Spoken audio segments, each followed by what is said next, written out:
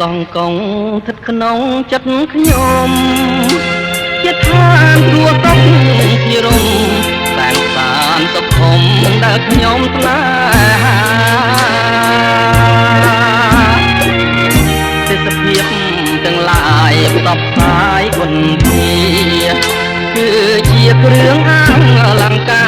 រមករចនាកម្រងកងកងស្រមៃដូចស្ថិតនាឋានកណោនារីភូមិឋានបវរទុកតែលំអដូចកងោកពេលពួងទុំលើស្បាទូកសែនសំត្រឹងត្រង់តង់វែងរលើបរលួងទាំងពោផងដូចតែនរី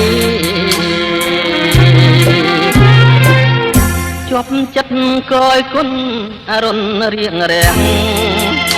ទូកមីដេដាស់កំរប្រទេស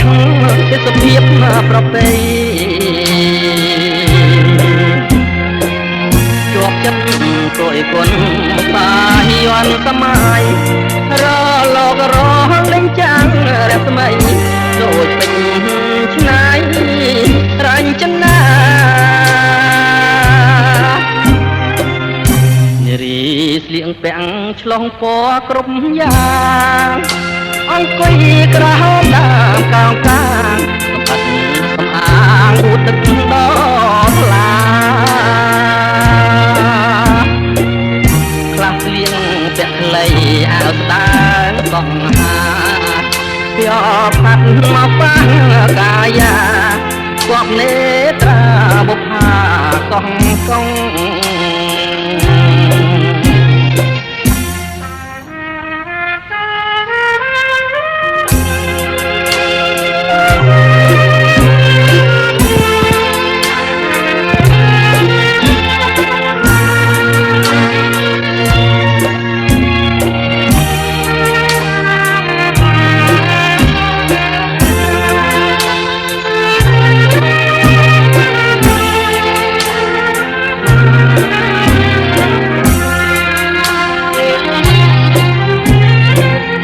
ជាប់ចិត្តកយគុណ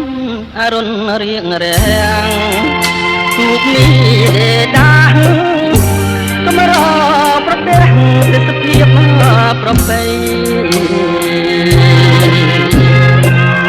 ជាប់ចិត្តកយគុណសាយ័នសម័យ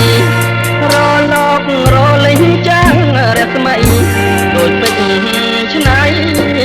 រញ្ចនា